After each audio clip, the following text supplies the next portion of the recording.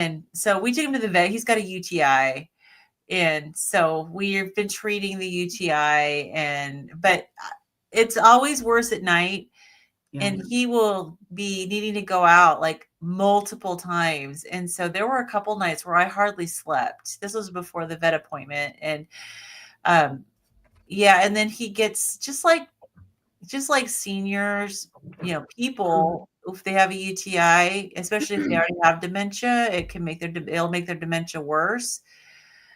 It does that with him. Yeah. So I think cognitively he has a little bit of like doggy sundowners going on, and he'll just a couple times he just kind of got up, stood, stared at me and peed. Oh man, poor guy. I know.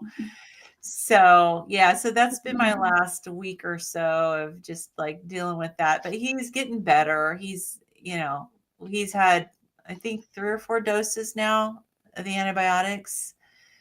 And yeah, so there is light at the end of the tunnel. But well, that's good. I mean, I'm glad it's not something fatal. So yeah. Yeah. I mean, and my poor husband was getting so emotional because I don't know if I mentioned this last week or not, because we were still having issues with him, I think, last week when we were online.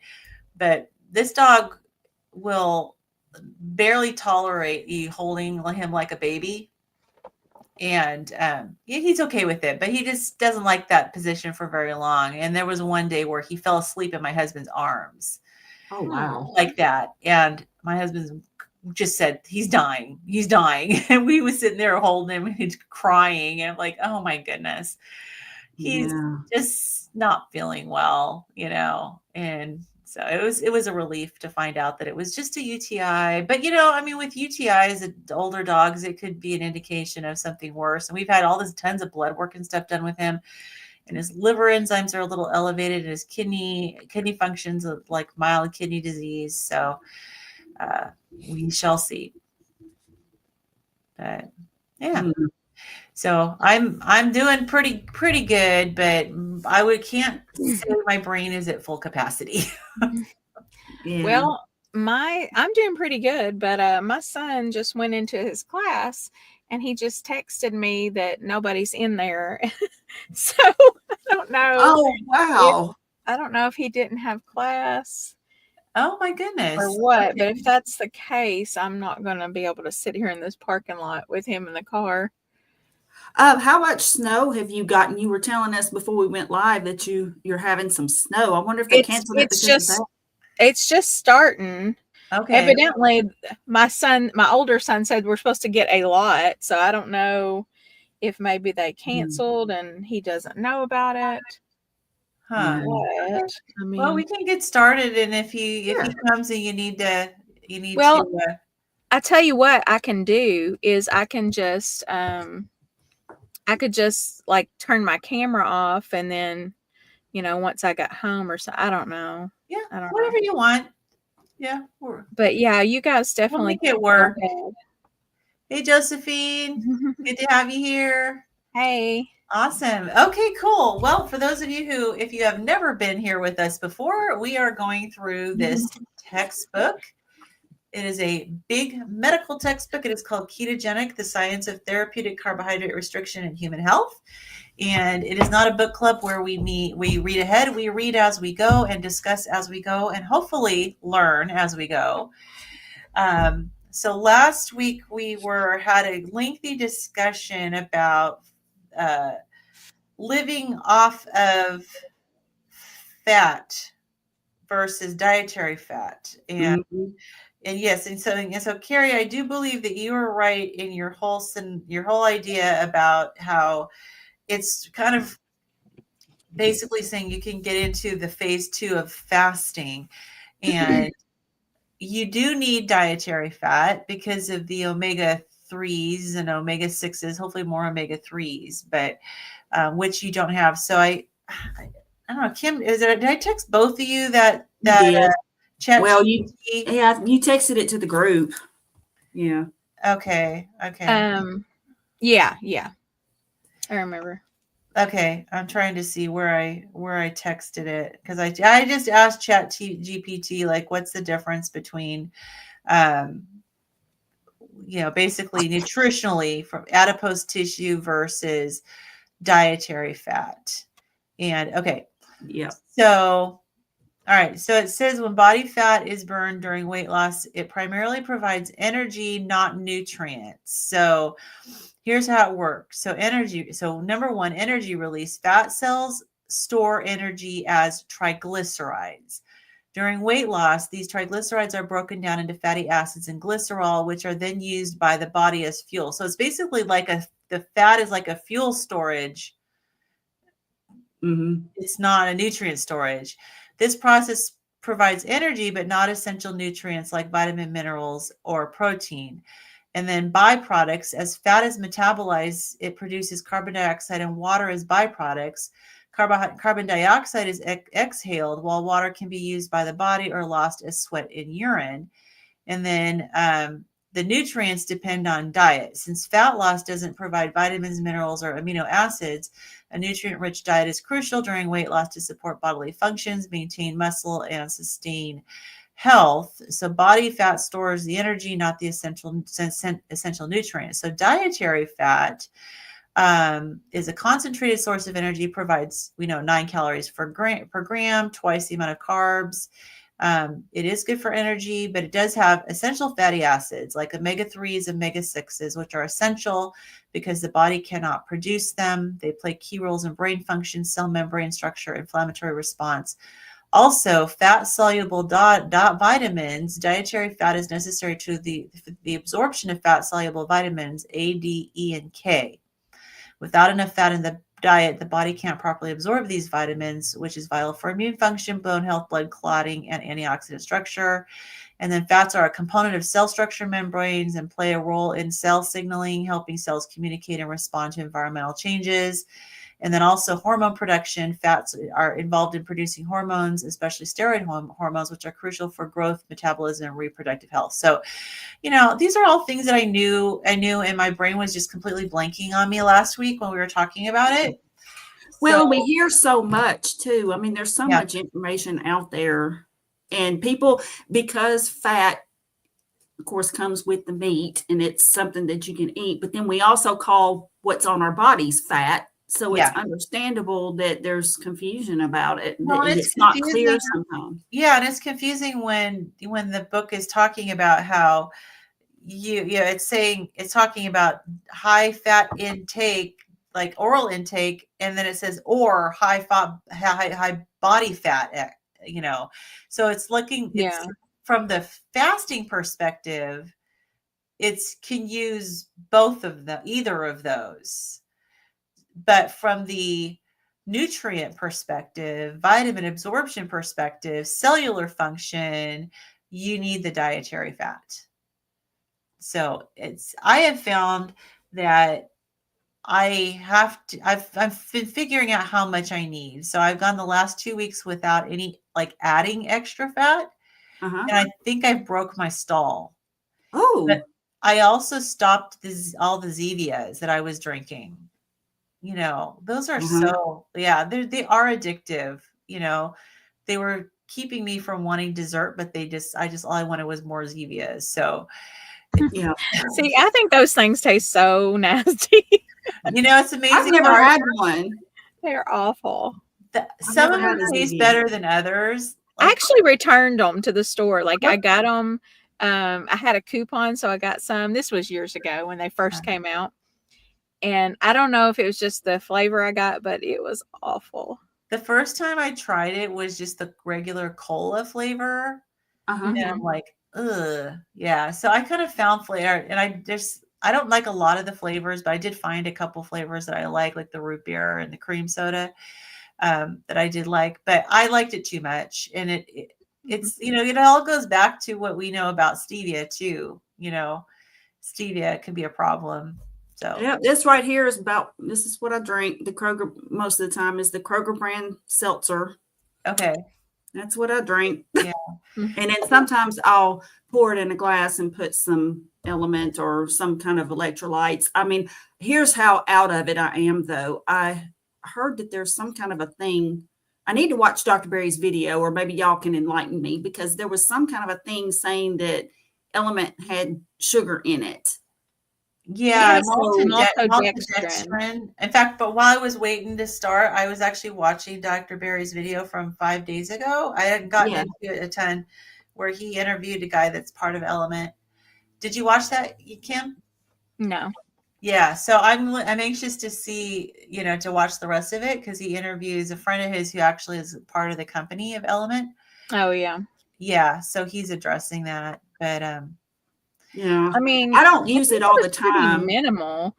It was so minimal that it wasn't even, like, to my understanding, that it didn't even warrant them listing it on the ingredients. And I guess if you're not past a certain point, you don't have to list it or something. Yeah, and I think sounds like the controversy was they had originally disclosed that there was 4 milligrams in a packet, and then it came out that there was somewhere between 250 and 500 milligrams. And so I think that's where the controversy was, is it was so much more than what they had disclosed. Oh. And the little bit I don't know. I haven't caught, he said that, the equivalent amount of like sugar, it would be like 1,000 or 1,000, I think he said like something like thousands of milligrams of sugar would be the equivalent to what they put in. So I'm going to have to finish watching. I don't remember how he worded it. He said, or maybe he said that other electrolyte packets will have like a lot more sugar. I don't know. He was saying that it really is still not much. I mean, you can still get the unflavored and it doesn't have it, right? Yes. Yes. So, I mean, if it's I think most people that are carnivores aren't usually going to be drinking the flavored anyway. If they're hardcore. I was. Were you? Yeah. I guess everybody's different. I would, like, when I was carnivore, I would drink it because I wasn't that hardcore. But some people are, and I can understand why people would feel duped, because some people are just very conscientious of every little thing that goes in their body, and they don't want to feel duped. They don't want to spend their hard-earned money on something that's not actually what it says it is, Yeah. So I don't blame them. And if you're at a point in your journey where you're maybe stuck a little bit and you're trying to figure out why, and then you find out that you really didn't have all the information about a product that you're using, I can see why people could be upset about that. It's like, I mean, I just have trouble believing, though, that amount would like really hinder your progress, because most people aren't drinking more than 1 or 2 of those a day, if that. Yeah. So, I mean, I just think sometimes we take this a little far, but then again, I wasn't super hardcore. And some people may be more sensitive than others. And so I don't know. I just think that transparency is that's the key right there. Is you have to be transparent. If you're a company, people probably wouldn't even have cared if they would have just said our product has blah blah blah in it. So I think that's where the problem lies, is really just people don't want to feel duped. They want to feel like you're telling them the truth. So was there some kind of independent testing where somebody found this out? Or, I mean, like, was it like somebody who was undercover exposed it? I mean, I don't know. I haven't really been following. I don't know exactly. Yeah. Okay. Yeah, maybe someone watching knows, but I don't know. It had to have been somebody that tested it, but I don't know who it was, because I've only kind of caught a little bit of it, and it really didn't, like, it totally does not affect whether or not I would include it in my diet at all. Yeah, I mean, I've still got even if I was strict carnivore, I would still like it wouldn't affect it at all for me. But that's me, Yeah. Yeah, I've got some, and I use like maybe anywhere, when I use it, I'll use anywhere between like a half a packet or a packet a day. Mm-hmm. Yeah. If I use in a day, if I use it, and I don't use it every day. Like, I haven't used any, and it's not been a conscious thing of saying, oh, well, that's got whatever sugar in it, I'm not going to use it. It's just because I figured it's probably not like, I figured that it was them saying it had sugar in it. I mean, I guess it seemed a bit sensationalized to me, just what Yeah. little I saw of it. And so I See, was like, that's well, what I I'm not thought. really worried about it. And what little amount that I usually use anyway, but I haven't used any in a few days simply because I cycle through. Like if I go on a hike or something like that, I'll take a packet of Element with me to put in my water. And if I've, done like a lot of cleaning around the house, maybe, or get myself tired or something like that, or a long walk, or just feel like I need it, I might use it, but it's not something that I use every day, and I don't use a lot of it. So I don't think that the amount would really matter. Yeah. But I was just curious. That's interesting. I'll have to watch that video. Yeah, I'm going to finish watching it. I switched out my electrolytes, and it wasn't because of the scandal with Element. It was because I switched to Dr. Ben Lynch's optimal electrolytes after watching him talk about cellular hydration and the Element being higher sodium, being more likely to be drawing fluid out of your interstitial spaces in your cells. And the balance of his electrolytes has more potassium and magnesium and less sodium to kind of drive fluid into the cells. And so I always have issues with, my doctor thinks I'm chronically dehydrated. My hemoglobin and hematocrit are always at the upper end of normal, sometimes a little over the upper end of normal. And so I thought, well, why don't I switch the electrolytes out and see if that makes a difference? Mm-hmm. Now, I can notice a difference in the taste. I mean, Element has a stronger taste as far as if you do a flavor, whatever flavor you do, it is a very stronger flavor. And I guess the maltodextrin supposedly is like a flavor carrier, and that's the purpose of it. So the optimal electrolytes, the flavor is much more subtle. So I'm wondering if that means maybe it doesn't have maltodextrin. I don't know. But and then I've been kind of messing around with my sodium because I don't know if maybe I was getting too much and I was a little bit dehydrated. So I've been kind of tweaking things for myself for that reason.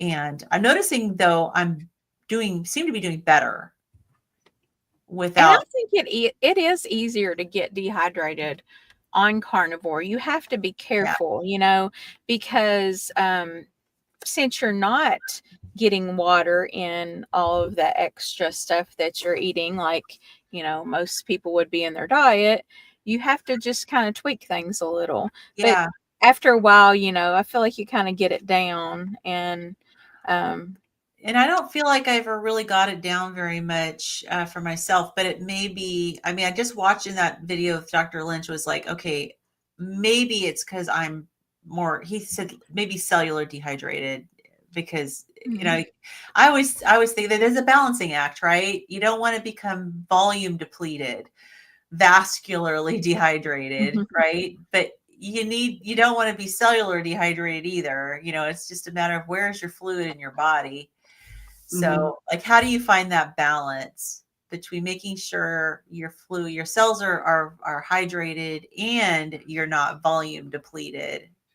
So I don't know, maybe doing too much sodium. If I was already cellularly depleted, maybe doing too much sodium was drawing too much, Yeah, it could very well.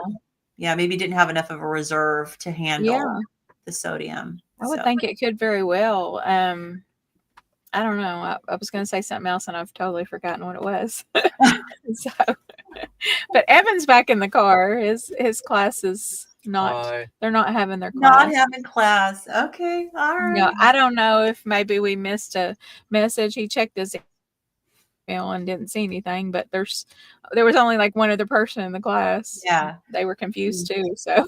Well, whatever you decide to do is fine. If you, need to drive home or whatever, that's fine. I'll probably need to do that because, we're just sitting in a parking lot. Yeah. Okay. So, well, you want to just switch your camera off and just kind of. Yeah, I'll probably just do that. Okay. Well, mute your audio so we don't hear your car. Oh, I will. All right. Well, Carrie and I can get started. And so I had forgot to mark where we left off. I had the page mark, but I also have like a Post-it note that I put right above the section. And I had forgotten. That's funny. That's exactly what I do. Yeah. I don't know if you can see, but so that's where we are. Yes. Yeah. I'm glad you did that because I got my regular bookmark that I put so I can it sticks out of the book, and then I got the Post-it note so I can know which section we're on. So, okay. So we left off at the section 2.3.2.7 called acetoacetate is the ketone body. Okay, this sounds like it's going to be chemistry related. So we may have to go slow through this one. Yeah, I might have some questions.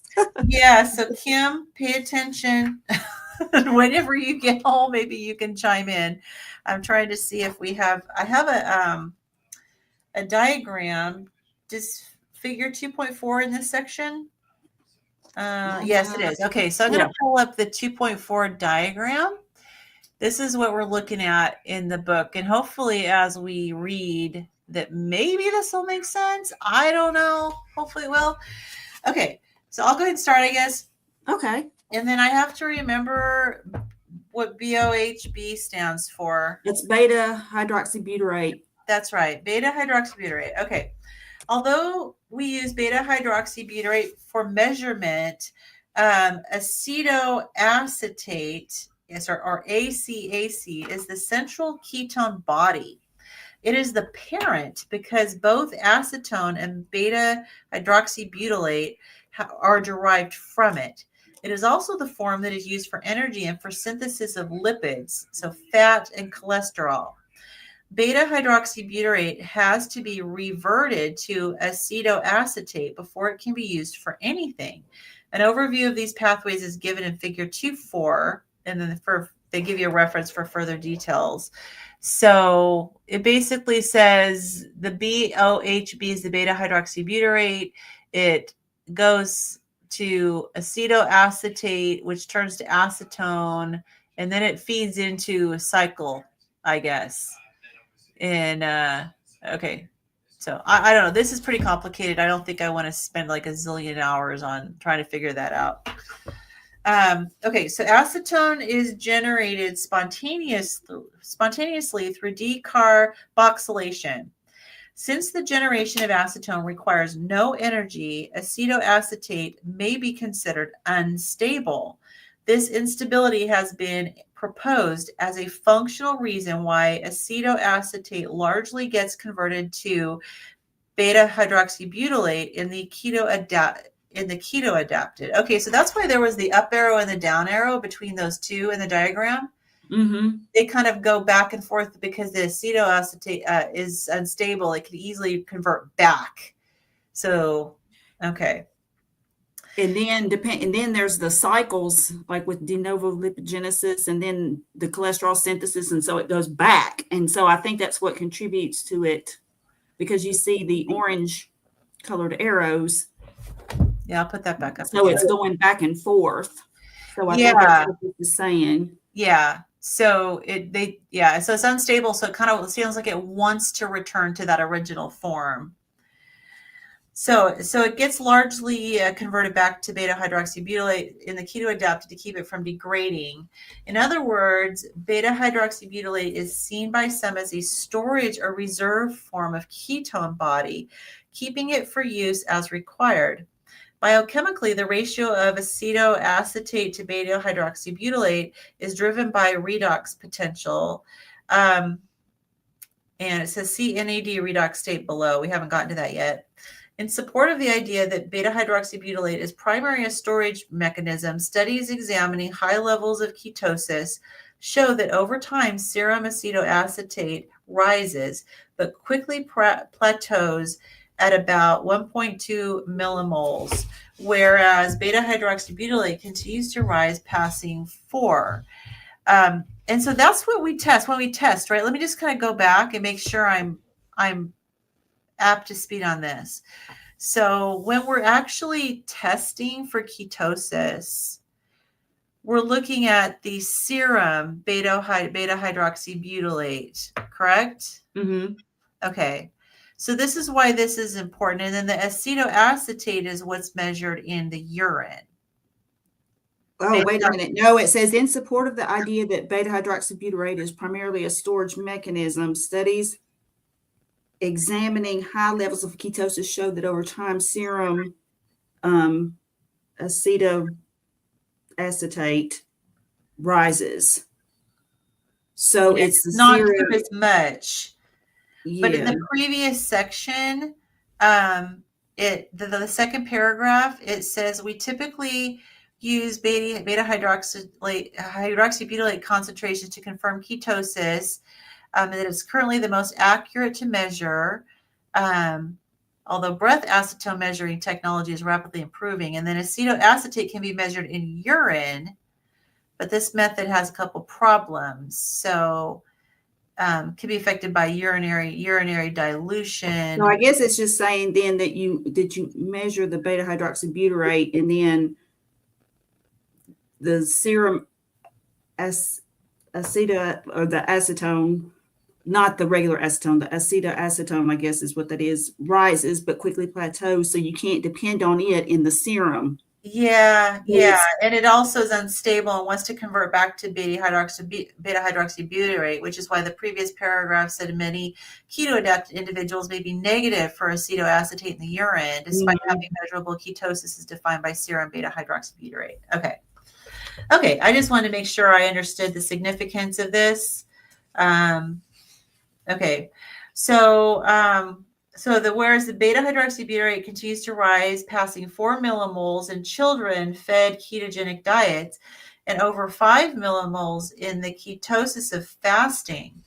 In other words, after a quick initial rise, more generation of ketone bodies increases beta hydroxybutyrate, but not acetoacetate.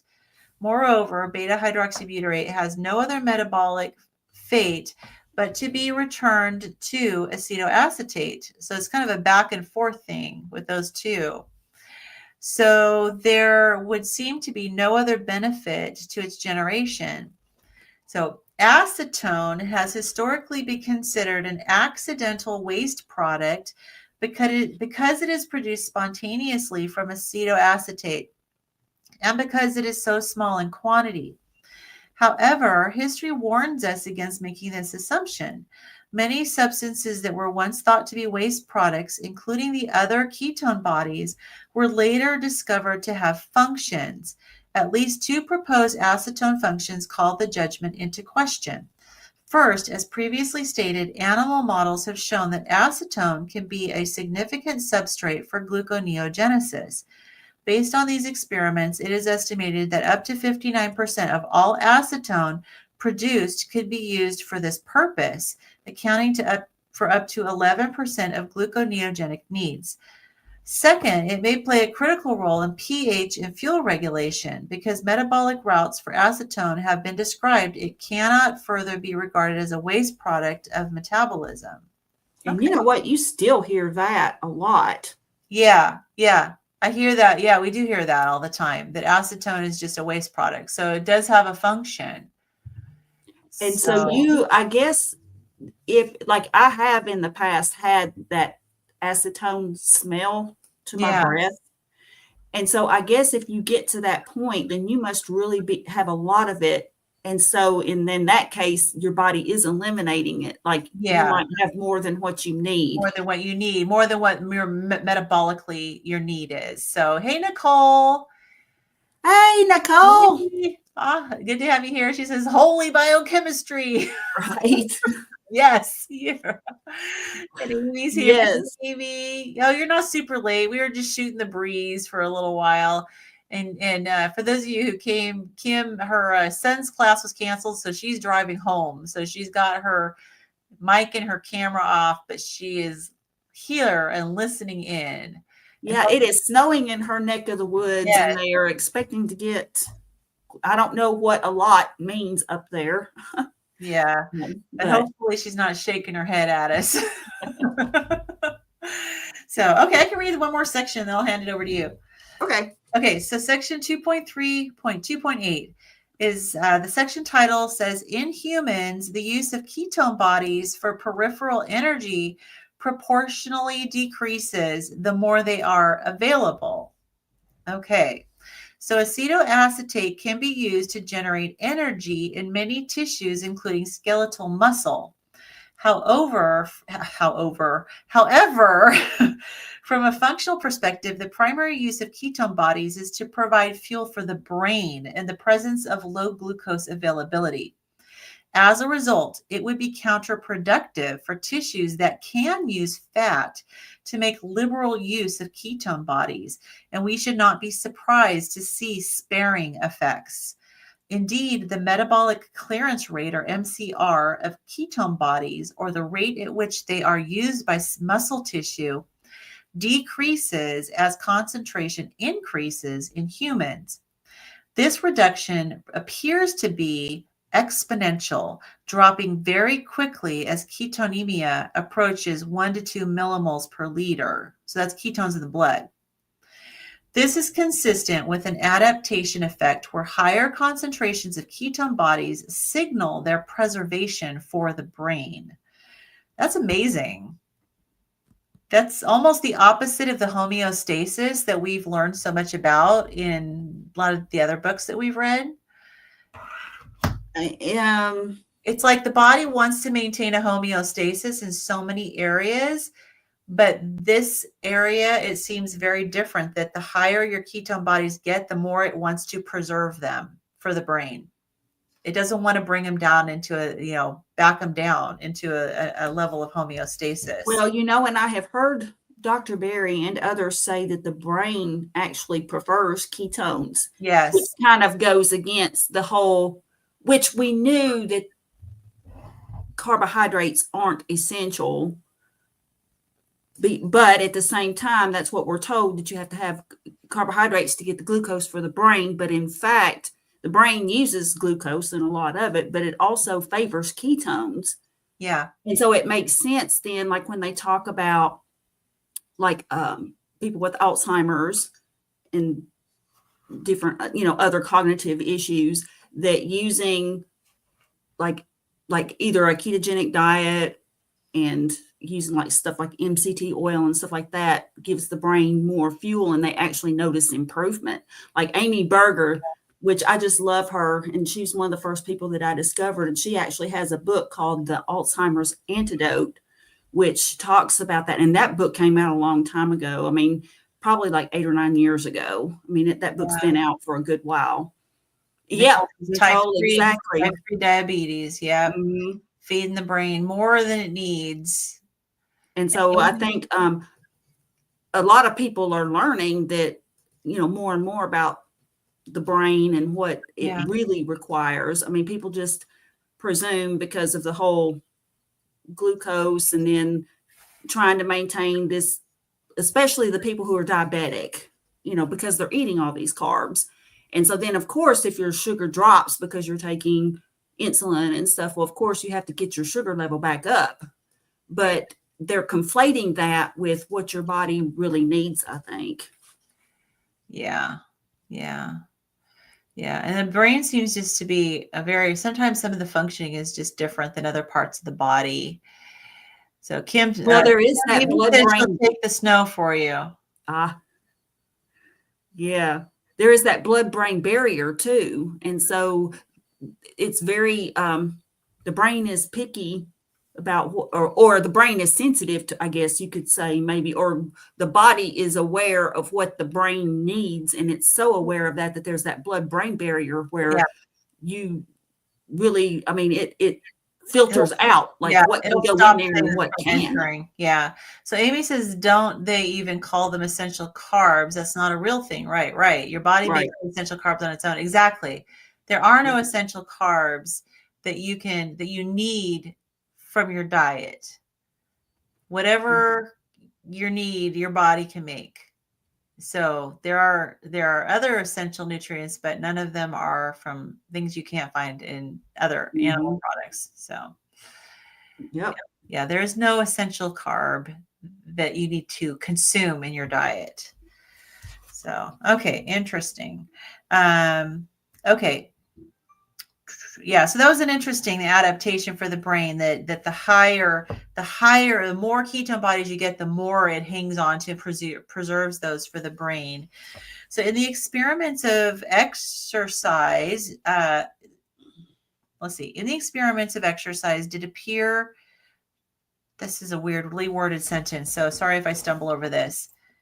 Okay, in the experience of exercise, sorry, that's a weird, is it just me or is that a weird sentence? No, I think what it is, they're referring to reference number 76. Yeah, I don't think And the so- word of, I don't think the word of is supposed to be there. So I think it's meaning like in the experiments of comma, reference exercise. 76, exercise did appear to raise this threshold. Okay, I think it's how that's yeah, okay. meant.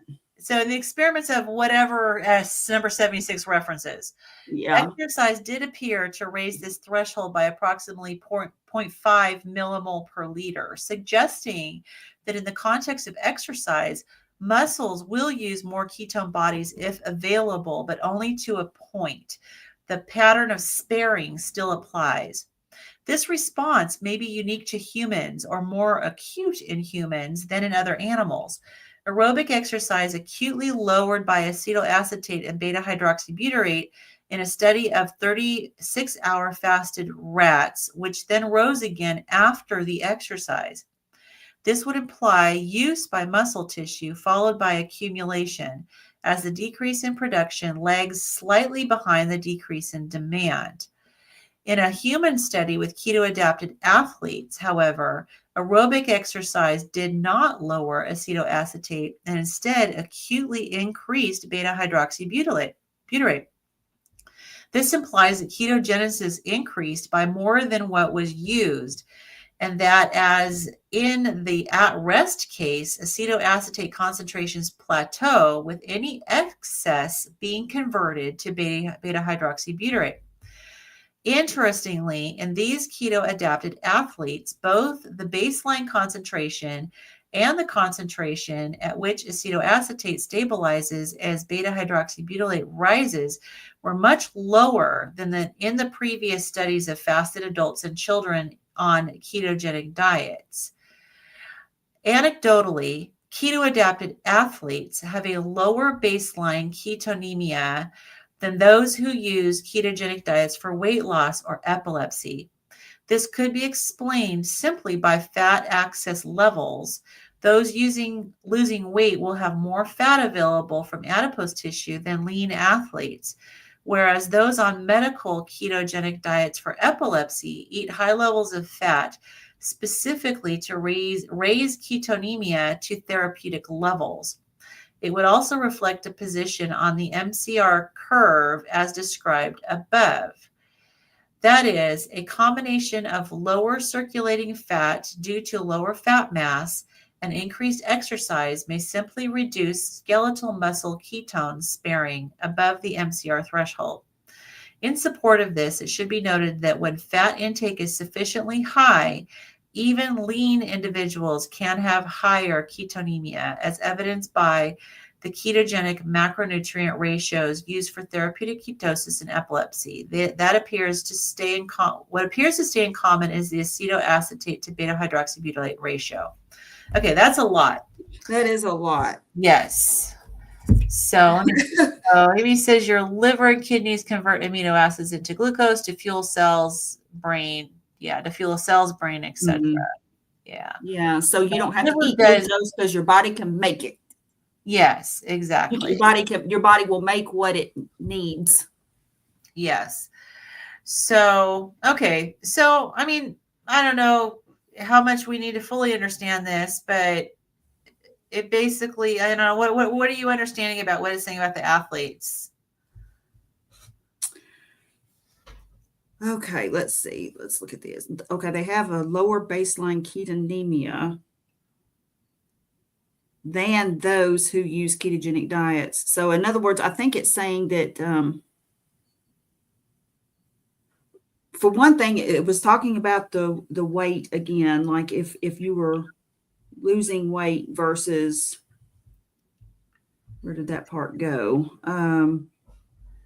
A combination of lower circulating fat due to lower fat mass. and increased exercise may simply reduce the skeletal muscle ketone sparing.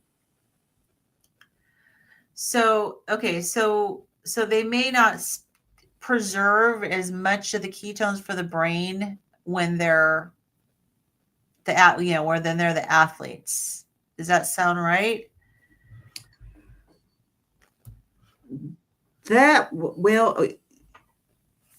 No, I think actually it's not. They're not saving the ketones for the brain because the muscle's actually using more of them.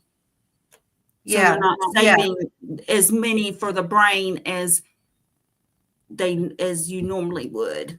Yeah, which is why it says the keto adapted athletes have lower baseline ketonemia or ketones in the blood than those who are using a ketogenic diet for weight loss or epilepsy. So that makes sense.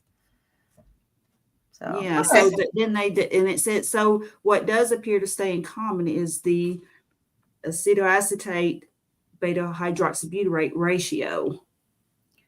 So the body, from what I can tell, then the body does tightly regulate that. That's what it sounds like. And since there's that back and forth as far as the stability of the acetoacetate converting back to the beta hydroxybutyrate, maybe it just kind of makes adjustments to keep the ratio in balance. Mm-hmm. It's kind of like having what is it? That small amount. What is it? 3 teaspoons or so. I mean, it's a ridiculously low amount of glucose that's in a person's body. I mean, we eat as a society way more than we need, and which is why people's bodies are rebelling. So because I think it's regulating it very similar to how the body regulates how much glucose you have. Like it will do anything. It will, release as much insulin as it needs or just whatever to get that level of glucose back to that, to that optimal level. So this is kind of along the same lines that there are mechanisms there that keeps that acetoacetate and beta hydroxybutyrate ratio just tightly regulated. Yeah. To a specific, Yeah. Okay. That's kind of what I got out of it too. All right. You want to pick up? Yeah, I'll pick up. Okay. 2.3.2.9. Acetoacetate is also used for lipid synthesis, but this does not appear to account for low ketonemia in lean athletes. So, okay, we're going to delve a little bit more into that in this section. Yeah. Okay. As mentioned above, acetoacetate is used for de novo lipogenesis and cholesterol synthesis. It is the preferred substrate for this in the liver. Oh, and you know what? I'll bet you this is going to get, I'm interrupting myself, but I just had a thought. You know how all of this about the cholesterol levels going up, the lean mass hyperresponders. Mm-hmm. I think this is getting into some of what's behind that. Okay. That's what it sounds like to me because I don't pretend to understand everything that, his name just escaped me, but anyway, Nick Norwitz. Yes, thank you. That Nick Norwitz talks about. I don't pretend to understand all of it, but I've heard just enough to make myself dangerous. So I'm picking up on some of this. Okay, I'm in that same boat. Okay, so as mentioned above, acetoacetate is used for de novo lipogenesis and cholesterol synthesis. It is the preferred substrate for this in the liver as well as in the brain, which is primarily important developmentally, given that brains are largely constructed of fat and cholesterol and that much of this is synthesized in situ. This is thought to explain why the perinatal period is characterized by mild ketosis. Yeah, and people don't realize how much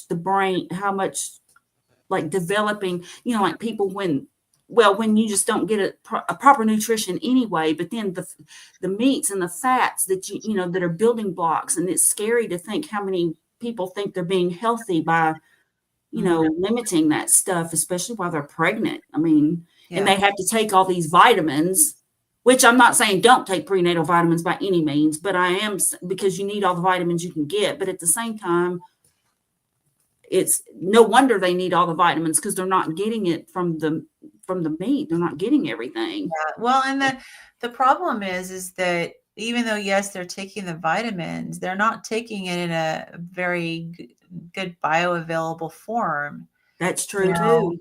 Much of it is synthetic and just is not really what the body is asking for. It's a synthetic alternative. And it takes a lot to build a human. I mean, it takes a lot just to maintain you, but then you have that little life growing in there. And, I mean, you hear about like women whose teeth go bad and whatever. I mean, if you're not getting the correct nutrients, nature says, screw you, we're taking care of the next generation. We're going to make sure that baby's okay. So, that's and you don't want it pulling, your body during pregnancy, pulling minerals from your bones, right. And, and wasting your own muscle. And I mean, you need to be strong and healthy. So, I don't, So, and the body will do that. It'll do that, Yeah. It's like, if you're not giving it what it needs, it's going to harvest what it needs from inside your body, which is going to result in more brittle bones and weaker muscles and lower muscle mass. And, Yeah, I think that's why I think the nutrition, and people think they're doing the right thing. And I think that's a big part of why there are so many illnesses and things with kids, even born with them. And I'm not saying that it's the fault of a parent if their child has a problem, but I'm saying that I think that certainly the nutrition can contribute to that, because something is causing all these problems. Yeah, I mean, obviously there's some things that you can't control. I mean, I remember in nursing school when we were going through the OBGYN section, and they were telling us that, there's some, I don't know if this is always the case, but they were saying that there's been a connection between birth defects and the mother being exposed to a virus. And it doesn't always happen, but they said that, exposure or getting a cold or something during pregnancy, whatever part of the baby is developing at that point can end up having I've heard that too. Yeah. So that's something that's completely outside of the control of the mother, And sometimes there are true genetic problems that, that you just inherit, just based on your genetics. Yeah. I mean, look at Down syndrome. Yeah. I mean, that's a genetic variation, and that's something that just gets passed down. So I've never heard I don't know. Have you ever heard of a diet being able to affect genes on that level? No, I don't think so. Yeah. I mean, that's an extra chromosome. So. Yeah. So genetics is a totally separate thing, but I think there are a lot of things that are preventable, but people think they're doing the right thing because that's what they've been told. Either that, or they just, I don't think that very many people out there just like don't care. I think when a person finds out that they're pregnant, they generally try to do what's best for the baby. Well, yeah, absolutely. I mean, look what happened decades ago when women learned that smoking and drinking during pregnancy was harmful to their babies. What they do, they stopped. Yep. So I think it's just a matter of having the education as to what's going to be healthiest to consume during pregnancy. And there's people who think the best thing they can do is to have a vegetarian diet. And, did I tell you guys about the video that I watched with the midwife who showed the placenta of I don't know if it was a vegan or a vegetarian mom. And how like it was like pale looking and it had like fibrous. It was kind of fibrous as far as like the texture was. Yeah, it had all this like fibrous material in it. It was very pale. And then the carnivore mom was just soft and just blood infused. And because that's so important for the baby. You got to have that blood flow, right? And it was just unbelievable. Hey guys. Hey there. Hey, sorry, I just got home. Guess what? Our power's out. Oh my God. Yeah, so I've got to go. Yeah, Oh, our Okay. man. power's out, so I've got to go. I got to help my husband get the generator going and all that. So sorry, Absolutely. Oh, man. guys. I am so sorry, That's Kim. okay. Y'all- You listen later and you can comment, correct us if we're totally off base on Yeah, I anything. will. Yeah. Okay, Yeah. I'll see y'all. All Okay. right. Take Bye. care. Y'all be Bye. safe. Yep. Yeah, I know. It's true. It's Oh, like sometimes wow. you know enough to be dangerous, right? So Yeah. So, Lord, hope. Yeah. I'm yeah, just I hope we learning, get folks. I'm learning. So, if somebody knows or can clarify something that I have misspoken on. yeah. Well, sometimes it's funny because sometimes I feel like, I know enough to sound like I know enough. Exactly. Same here. And I'll have people like I have friends and stuff who will ask me stuff. And um, some things I know pretty well, but then there are other things I'm just like, "Ugh." And I I'll know. tell them to search for Dr. Barry or Yeah, that's right. I That's was right. Well, like, Dr. Barry's probably got a video about that. I'm glad that Kim has a generator because last thing I you am want too. is to have no power and it's snowing. Well, and I need to I've actually been talking about getting one. And Yeah, I do have a fireplace, which is a good thing. And I've yeah, got lots of candles. So, and I've got firewood. I've got a lot of yeah. firewood, but We've talked still. off and on about getting a generator. We had a windstorm 2 nights ago, and it's amazing because it hit us here, but not nearly like where my daughter and son-in-law live, which is just like 20 minutes north of us. Oh Mhm. my goodness, it hit them really bad, and they had the power outages, and they have trees falling all over the place and branches all over the road, and accidents, and we had one tree in our neighborhood that fell over, Mhm. which was weird because it must have had shallow roots. It was a really thick tree. And I think somebody at night came out from one of our neighbors came out and like got the chainsaw. And because this thing fell right across the main road coming into our neighborhood. And I drove by, and the trunk was probably, like that big. It was a big tree. Yeah. And to cut it and drag, it must have taken a truck or something with a chain and dragged the pieces off the road. Mm. So it's still sitting there. But yeah, so every once in a while, yeah, yeah. Amy says you had a hurricane. Yeah, it wasn't a hurricane. We never get to hurricane level, but we get to crazy windstorm where trees fall and things fly at you and the power lines go down. Is So, it I think it sounds like straight line winds, and we've actually had those before. I mean, where like it's not really a tornado. They just call it straight line winds, and it's just this wall of wind that just comes and wrecks yeah, the that might be structure. it. And we usually, at least like once, maybe twice at the most, but usually just one time every winter, or late fall, we have this type of a windstorm. And but it seems like north of us catches it way more than we do. So we've talked about Mm. getting a generator, um, but we haven't done it.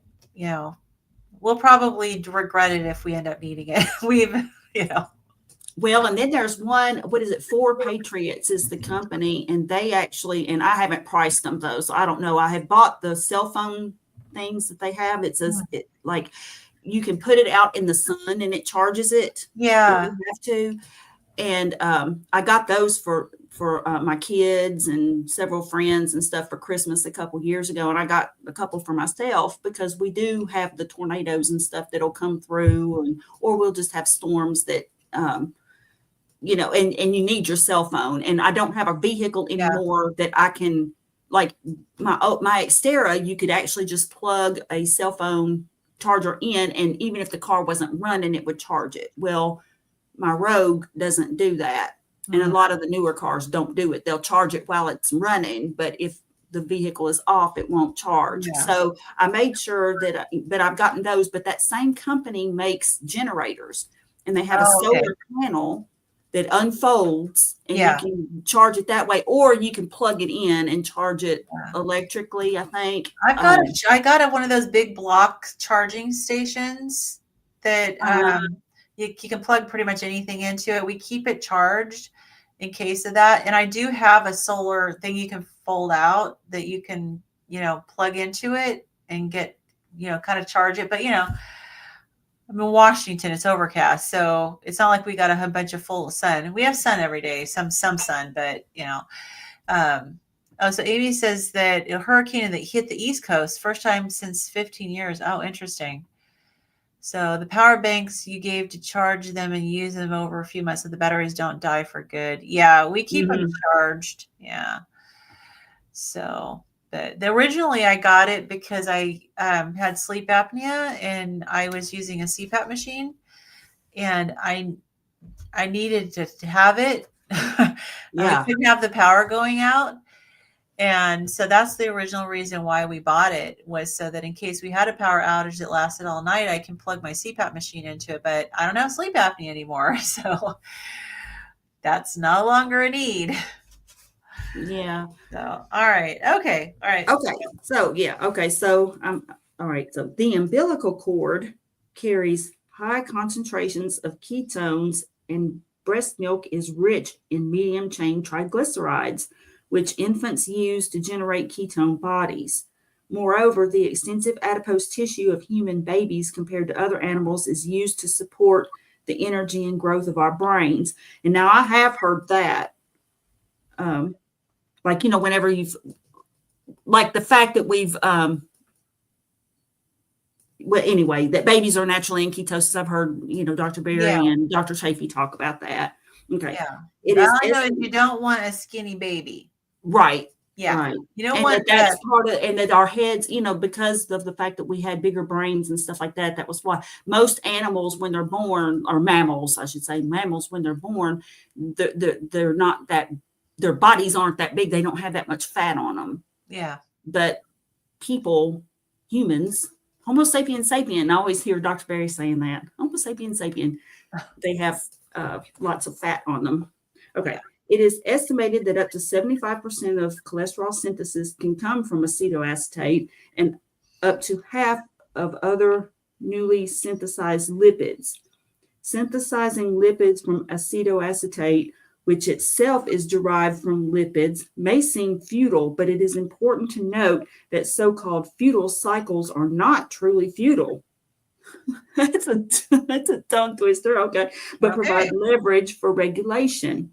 Some prefer the term substrate cycle for this reason.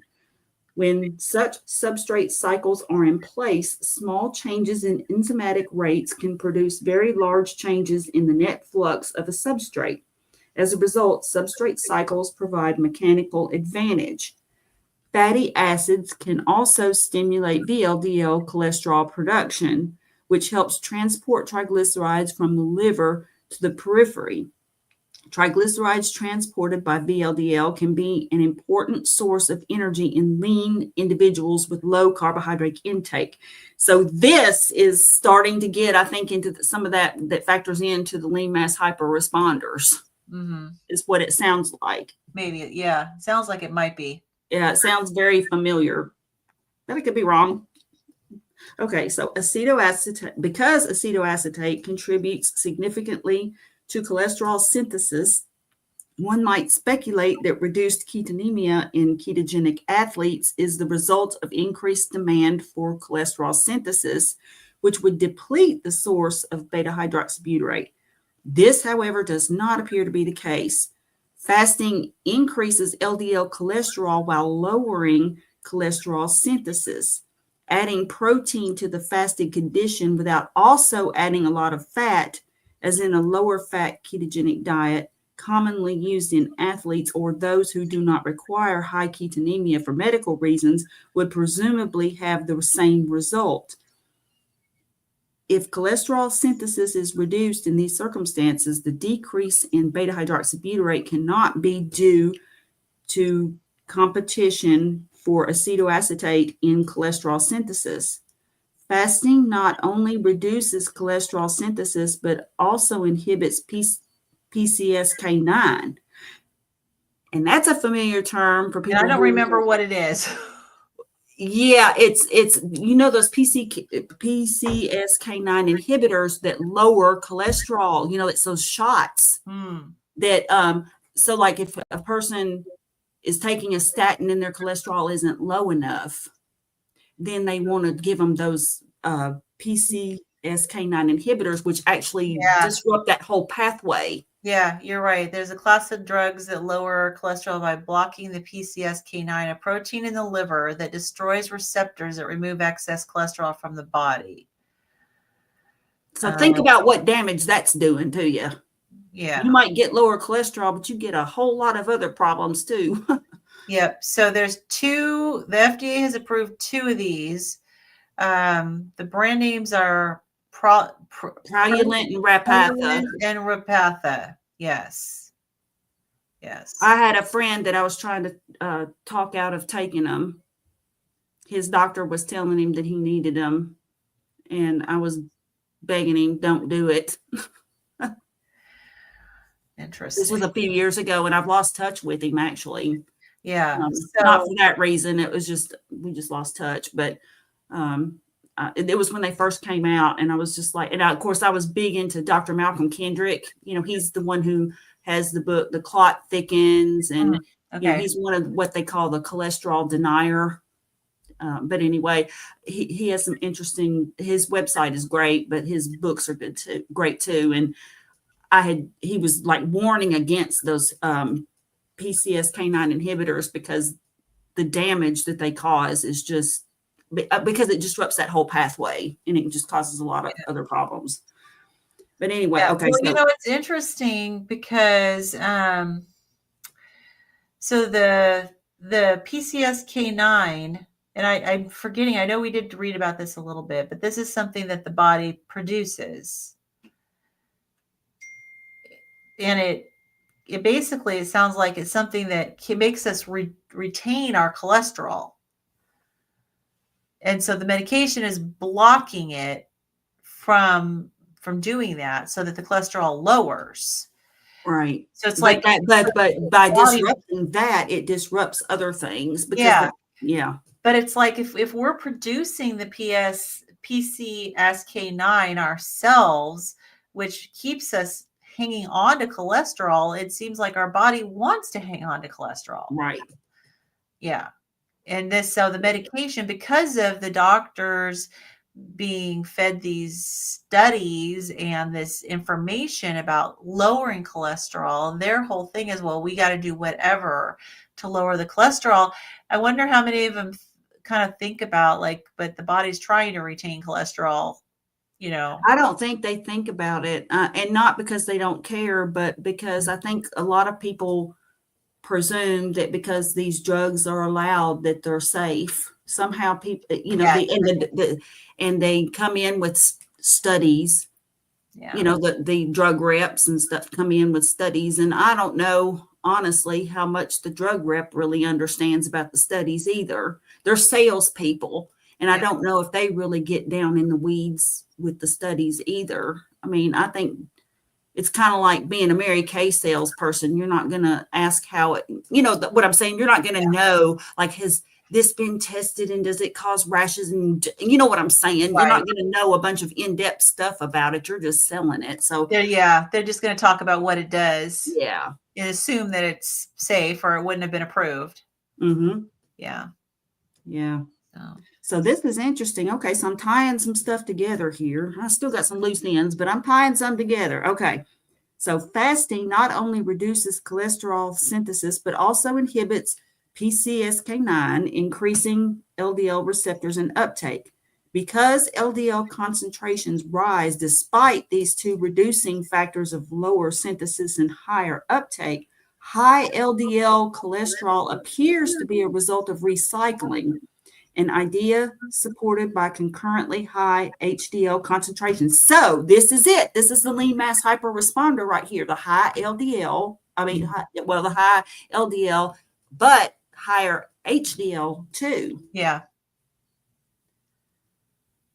So in the case of fasting or lower fat ketogenic diets in the lean, it is possible that both cholesterol synthesis and ketogenesis are downregulated to spare fat for muscle energy use, or conversely, the use of fat by muscle simply does not leave enough for much of either of these. Okay, so it's a protective thing to keep the cholesterol higher. because it says it's the cholesterol synthesis and ketogenesis are down regulated to spare fat for muscle energy use. Because so they want to, because you're talking about someone who's lean, they don't have a lot of extra body fat, and so your body is trying to preserve as much of that as it can to use for energy for your muscles. Yeah, well, and it's saying though that the use of fat by muscle does not leave enough for much of either of these. So I'm guessing that because then it goes on to say, in this case, glucose concentrations may then need to rise to support brain function. So it sounds like the muscles, because they're using the muscles are actually using the fat, but the brain is like, hello. Yeah. It's kind of what it sounds like to me. So but your body will make the glucose that it needs. Yeah. It seems like the body, and I don't know if I'm reading this wrong, but it seems like the body goes into a little bit more of a survival mode when you're very lean. Are you getting that? That it kind of tilts things around and adjusts things so that you can try to preserve as much as it can for your brain, and you don't have much reserve, right, to work off of. Well, and then that ties in with the gluconeogenesis, because and there again, I've heard Nick Norwitz talk about this, and how in the lean mass hyperresponder, that because like he was saying that like you could eat the same exact diet, it's with the whole Oreo thing, and then immediately, like within days, your LDL cholesterol goes down. Yeah. Now this is talking about if you're fasting or having a lower fat diet and you're lean. Your body's gonna try to spare the fat that's already there, and spare the cholesterol. Well, and you know what? That could also be a thing, because I have heard it said that you actually, if you eat very high fat, that it actually does lower your cholesterol. I have never gotten to the point where I eat enough fat to lower it, to tell you the truth. Yeah. I've tried. I don't know what amount of fat I would have to eat to do that. Yeah. But no amount of fat I've eaten yet. But supposedly, so I'm probably closer to like 50-50, 50% fat, 50% protein. Mm-hmm. I generally eat the fat that comes with the meat. Yeah. I don't consciously add extra, but really in a therapeutic ketogenic diet, you're supposed to be up like to 80%. Yes. Fat. Yes. Yeah. And I don't think I've ever gotten there. I mean, I've even eaten like sticks of butter, not on purpose, but I mean, like I'll just want something and I'll snack on like a little bit of butter. Well, when I tracked a couple of weeks ago, I tracked for just one day, just kind of curious. And I was adding fat and eating a lot of butter and doing buttered coffee. And my fat percentage was 83%, I think, something like that. And I had been eating that way for a while, and I had been in a stall with my weight loss. And so I figured, okay, obviously I don't need that much fat. So I quit adding all that stuff, and I have broken my weight stall. So I think I'm probably in the 60s probably now, maybe 65%, 70% now, because I'm still eating. I'm eating fatty meats, and, I'm having bacon and eggs, but I'm just not having a lot of the added stuff. And that can make a difference, from a weight perspective, if you are like me and are needing to lose weight, it can make a difference. But, if you don't need to lose weight, having higher fat is probably a really good thing. That's what it sounds like. Well, actually, it doesn't really say that it's bad for you to have lower fat. Yeah. Although, because they're not saying low fat. Well, it says, in the case of fasting or lower fat in this paragraph in the lean, A and it does lower fat say, ketogenic diet. and it does go on to say that this would resemble phase 3 fasting, which is the starvation, which is you don't want to be in Well, phase no, 3 you don't want to fasting. be. Where did that go? Or did we? Yeah, that was the next sentence you were about to read. Oh, I haven't gotten that far yet. Yeah. Oh, okay. So let's go. Okay, let's go to this. Okay, so this would increase protein requirements. As previously discussed, this would resemble phase 3 fasting rather than traditional high-fat ketogenic diets, which resemble phase 2. Now that's interesting. Okay. Yeah, so you don't want to be in stage 3. No, you don't. No. So stage 3 is where you're approaching death. Yeah, no, you don't want to do that. So obviously. Obviously, yeah. So I don't think I've had. I'll have to think about that and maybe watch some more Nick Norowitz, because a lot of this sounds like but I've heard him say too, though, that if you increase your fat enough, your cholesterol goes down. And like he's done these Heard that one too. experiments where he's, various ways of manipulating his diet to get his cholesterol down. So, yeah. All right. See you, Josephine. Glad yeah, you're we're getting ready to. Yeah, we're getting ready to wrap it up. We just have like a think. sentence left to read, and then we'll wrap it up. Yeah. Thank So, you. Gluconeogenesis and ketogenesis will occur regardless of carbohydrate intake, but substrate availability can skew the glucose to ketone body ratio. Some clinicians use this ratio, also known as the glucose ketone index, or GKI, and I've actually seen references to this in the context of cancer treatment, where the goal is a glucose ketone index close to 1. Okay. So basically a 1-to-1 ratio. Mm-hmm. So interesting. Wow. This has been. I think we're going to have a section on cancer, and as we move through, because I think that we're going to get to a part where they're talking about they cover the different disease processes. And like we've got a cardiovascular disease section, we've got endocrine. We're going to be getting into more.